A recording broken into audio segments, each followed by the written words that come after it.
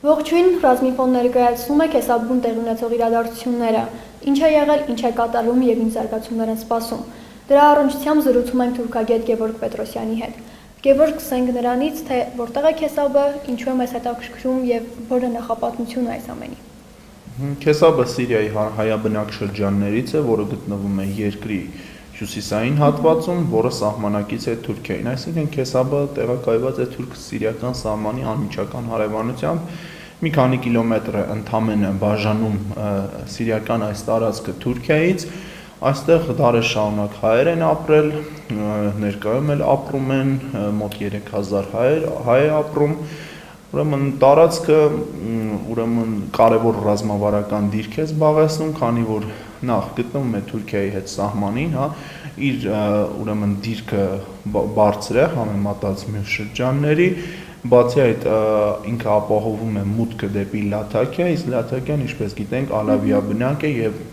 Սիրիայի նախագահ Բաշար Ասադի գլխավոր հենակետն է, հենասյունը։ Ուրեմն Քեսաբը, ինչպես նշեցի, հայաբնակ շրջան է եւ այստեղ դարերի ընթացքում եղել են հայերի կոտորածներ, մասնավորապես 1909 թվականին Ադանայի կամ Կիլիկիայի ջարդերի այդ շրջանակներում այստեղ նույնպես ջարդեր են եղել, նույն պատմությունը կրկնվել է 1915 թվականին, երբ շարունակվել է հայերի ցեղասպանությունը, այդ փուլում եւս եղել են նման զարգացումներ, լարված է եղել իրավիճակը նաեւ 30-ականների վերջերին, երբ Սիրիայի Ալեքսանդրետի սանջակը, որին էլ հենց իրականում սահմանակից է Քեսաբը, հանձնվել է Թուրքիային, Սիրիան երկար տարիներ համարում է այդ տարածքը իրենը, եւ մեկ այլ հայկական գյուղ Վակուֆլուն, որը ամբողջ Թուրքիայի միակ հայկական գյուղն է, մնացել է սահմանից այն կողմ Թուրքիայի տարածքում։ Եվ ահա արդեն 21-րդ դարում կրկին Թուրքիան վտանգում է, Թուրքիան սպառնում է Քեսաբին, ինչի արդյունքում տեսնում ենք այն, ինչ կա այսօր։ Իսկ ինչպես սկսվեց հենց բուն հարձակումը, այսինքն ոնց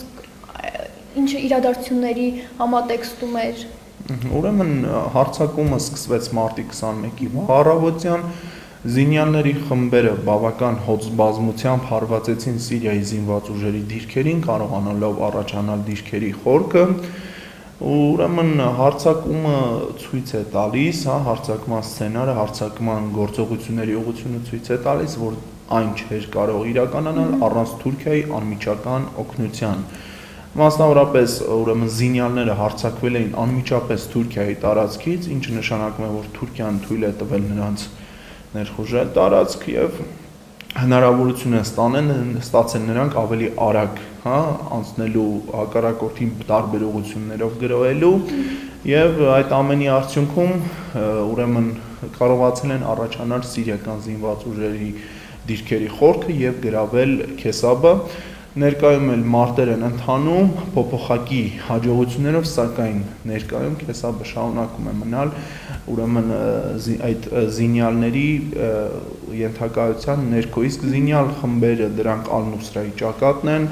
Ահրար Ալ-Շամը, իսլամական ճակատ խմբավորման անդամները, սրանք իսլամիստ ծայրահեղական զինյալներ են, որոնք ոչ միայն տեղում Սիրիայից են հավաքագրված նրա անդամներ, այլ նաև կարելի ասել մեծ մասը ուրեմն Աֆղանստանից, չեչեններ են եւ նման այլ վարձկաններ եւ տարբեր երկրների ներկայացուցիչներ, իսլամիստներ, որոնք պայքարում են ուրեմն Սիրիայում իշխանության համար։ Գևորգ, իսկ որն է Թուրքիայի շահը եւ որն է Թուրքիայի միջամտության հետ իմաստը։ Թուրքիայի համար այն կարևորություն է ներկայացնում երկու տեսանկյունից, նախ հայաբնակ է, ինչպես արդեն վերը նշեցինք, այստեղ բնակվում են հայեր, որոնք հայոց ցեղասպանության կամ վերապրածներ են, կամ էլ այստեղ դարեր շարունակ բնակվողներ, եւ մյուս կողմից այն ռազմավարական կարևոր դիրք է զբաղեցնում եւ հնարավորություն է տալիս ուրեմն մտնել Լաթաքիա, ինչպես նաեւ կապ հաստատել միջերկրական ծովի հետ։ Վերադառնալով հայերի հարցին, նախ Թուրքիային ձեռնտու չէ Սիրիայում ուժեղ հայ համայնքի գոյությունը, քանի որ հարևան երկրում հակաթուրքական տրամադրություններ ունեցող եւ իրենից զգալի ուժ ներկայացնող խումբ գոյություն ունի, բացի այդ նրանց մեծ մասը ցեղասպանության վերապրածներ են, իսկ նրանցից ազատվելը իհարկե Թուրքիայի շահերից է բխում, իսկ վերադառնալով ռազմավարական դիրքին նշենք, որ Թուրքիան Սիրիայի ներքին հակամարտության ամենասկզբից գործուն աջակցություններ ցուցաբերում Բաշար Ասադի հակառակորդներին, նրանց զինում էր, տարածք տրամադրում, ինչպես հենց տեսնում ենք Քեսաբի դեպքերում, եւ փորձում օգնել, որպեսզի նրանք զարգացնեն հաջողությունը, իսկ Քեսաբը, որը նորից նշենք Լաթակիայի սահմանակից, այսինքն Լաթակիայի մի մասն է մեծ հաշվով, նման տարածքի գրավումը կարող էր նոր հարվածի հնարավորություն տալ Լաթակիա խորանալու համար, իսկ Լաթակիային հարվածելը նշանակում է հարվածել Բաշար Ասադի թիկունքին։ Այսպեսով Թուրքիան երկու խնդիր էր, լուծում առանց հայերի Քեսա, որտեղ իր ազդեցությունը ավելի լավ կտարածի, կթույլատնի Սիրիա-հայ համայնքը, մյուս կողմից ռազմավարական դիրք ունեցող այդ տարածքը կանցնի զինյալների ենթակայության ներքո, որոնք կապված են Թուրքիայի հետ։ Քեսա առանց հայերի, իսկ ուր են հիմա հայերը։ Ուրեմն հայերը հարձակման ժամանակ կարողացան տեղափոխվել Լաթակիա քաղաք, որը մոտ 60 կիլոմետր հեռավորության վրա է եւ այնտեղ համեմատաբար խաղաղ իրավիճակ է։ Ուրեմն ներկայում հայերի զոհված հայերի վերաբերյալ տվյալներ չկան, բարեբախտաբար, սակայն հայտնի է, որ որոշ բնակիչներ, Քեսաբի հայ բնակիչներ ամեն դեպքում մնացել են տեղում, այսինքն չեն լքել, նրանք թվում են տարեցներ, որոնք ուղղակի չեն կարողացել ֆիզիկապես լքել տարածքը, ինչպես նաև խոսում են, որ կան մարդիկ, որոնք ուղղակի հրաժարվել են լքել իրենց հայրենի օջախները, նրանց ճակատագրի վերաբերյալ հստակ տեղեկություններ չկա, խոսվում է, որ նրանք տեղափոխվել են բանտեր, պատանդ են վերցվել տեղի զինյալների կողմից, ամեն դեպքում հստակ տեղեկություն չկա։ Գևորգ, փորձենք ամփոփել այս հաղորդումը եւ ինչ ելք կարող ենք տեսնել։ Ինչ է սպասվում եւ ինչ զարգացումների ակնկալենք։ Նախ արձանագրենք, թե ինչ է կատարվում ներկայում շարունակվում են զինված գործողությունները Սիրիայի զինված ուժերի եւ զինյալների միջև եւ ինչպես երևում է Թուրքիան անուղղակի կամ նաեւ ուղղակի աջակցություն է ցուցաբերում, ինչի ապացույցը մարտի 23-ին MiG-23-ի կործանումն էր սիրիական օդուժի, որը տվյալ հատվածում թռիչք էր կատարում եւ ենթադրաբար ռազմական գործողությունների էր մասնակցում։ Ամեն դեպքում դա թողնելով մյուս կողմ վերադառնանք ներկա իրավիճակին։ Ներկայում նշվում է, որ սիրիական ավիացիան տեղում թռիչքներ է կատարում, ռազմական գործողությունները շարունակվում են։ Առայժմ Քեսաբը մնում է զինյալների հսկողության տակ, սակայն Սիրիայի զինված ուժերը վստահ են, որ ամեն կերպ փորձելու են վերադարձնել իրենց դիրքերը, քանի որ խիստ կարևոր է այս շրջանի պահպանումը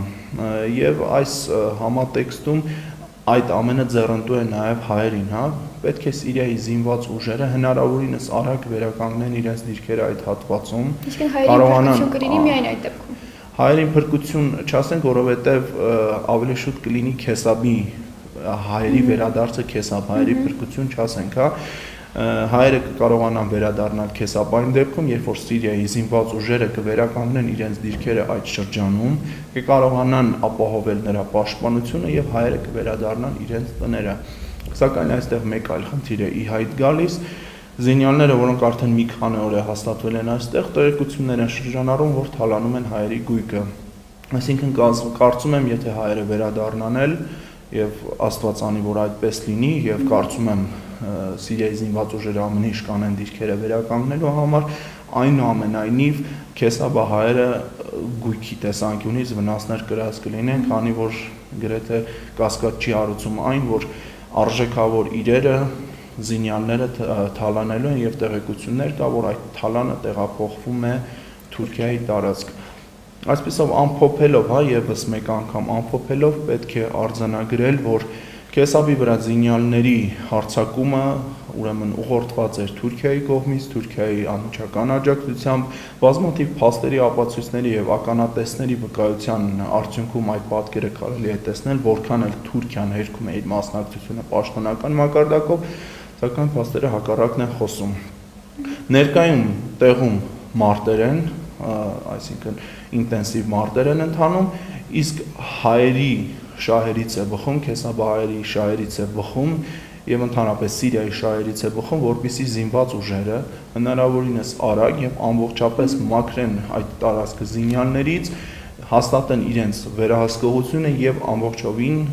ամբողջովին ասելով հնարավորինս ապահովեն տեղանքի անվտանգությունը, ինչի արդյունքում հայերը կկարողանան վերադառնալ իրենց տները, որոնք ամենայնիվ կարծում եմ, որ ենթարկվել են թալանի, այսինքն հայերը նյութական վնասներ ամեն դեպքում կրել են։